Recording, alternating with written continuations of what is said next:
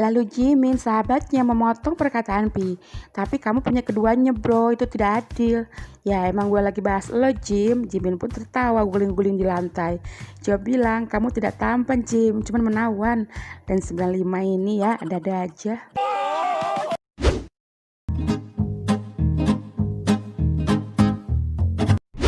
Lalu berikutnya Taki, dia menjadi anggota favoritnya J-Hope di Island.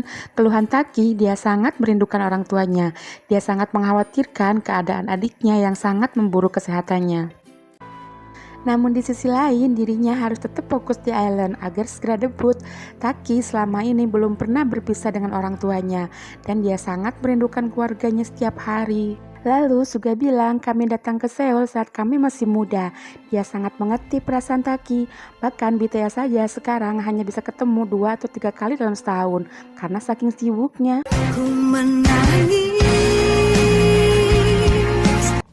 Dan RM cerita dirinya 6 bulan sebelum debut pernah kabur dari asrama 1 kali. Dan hal pertama yang ayahnya katakan ke RM, kamu harus kembali ke asrama. Ayahnya membujuk selama lebih dari 2 jam. Karena kalau RM menyerah di tengah jalan, ayahnya takut RM akan membenci keluarganya selamanya. Ya RM kan pernah gak disetujui ya sama ibunya di awal-awal. RM bilang momen itu terus membekas di benak dia. Tidak apa-apa merindukan keluarga, tapi ada saatnya juga mewujudkan tujuan impian kita. Ya dengan cara bangkit kembali, berlatih dan terus berlatih. Pasti suatu saat orang tuamu akan bangga seperti orang tua BTS sekarang ini. Dan selanjutnya Giano, dia memiliki masalah monolit, jadi setiap kali melihat ke panggung, kerutan di dahinya akan kelihatan. Dan dia ingin bisa melihat ke atas tanpa kelihatan kerutan itu. Jeo bilang ini masalah unik yang dikeluhkan Geno.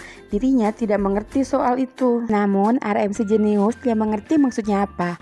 Kalau masalah monolit, dirinya juga punya monolit. Ketika mengangkat mata, maka kerutan itu akan muncul di dahinya. Dan itu cukup membuat RM stres. Namun kelakuan Kim Sok Jin dan Jungkook yang memperagakan cara melihat ke atas itu membuat RM ketawa.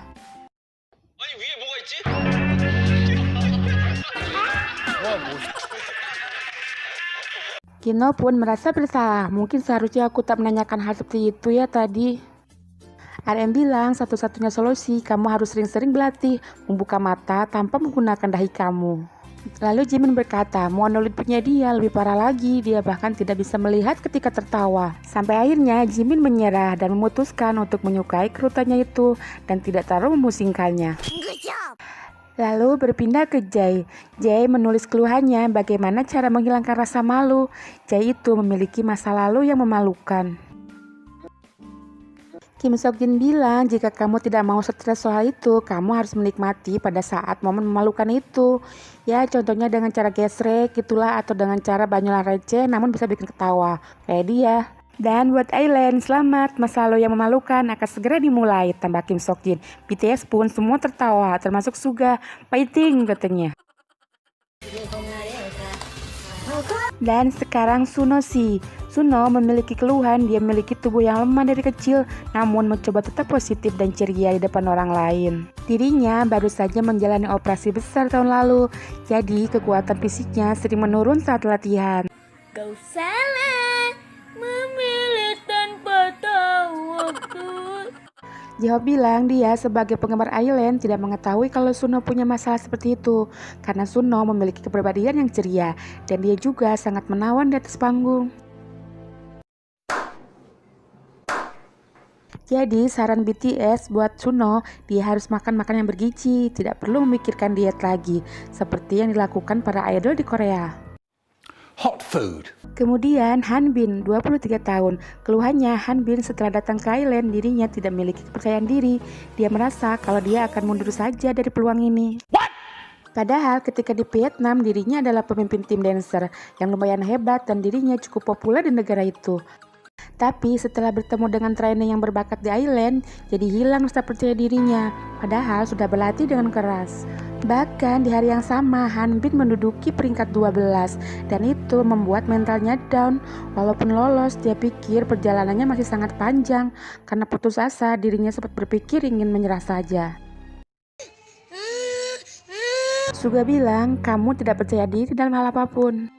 Dan Jungkook menambahkan komentar Suga dengan kalimat yang menyadarkan saya sebagai ARMY kalau Jungkook sudah dewasa sekarang. Bahkan kalimat si Cookie gak ada yang menyela satupun, semuanya terdiam dan menyimak perkataannya. Jungkook bilang, kamu saat ini sedang berkompetisi dalam program ini. Jujur, saya sangat tidak mengerti kenapa kamu punya pikiran seperti itu. Selagi ada kesempatan, kenapa kamu tidak memanfaatkan kesempatannya dengan baik dan bekerja dengan keras? Karena dengan usaha yang lebih keras lagi, kamu akan menemukan sesuatu yang milik kamu sendiri. Dan itu akan membuat kamu percaya diri, kata Jungkook.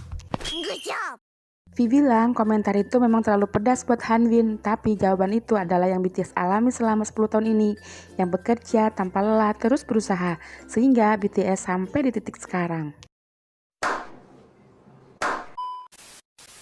Dan singkat cerita, acara BTS pun diakhiri dengan bagi-bagi hadiah buat para dongsengnya. Dan tentu saja, para anggota Island pun sangat senang bukan kepalang. Aku jadi iri deh.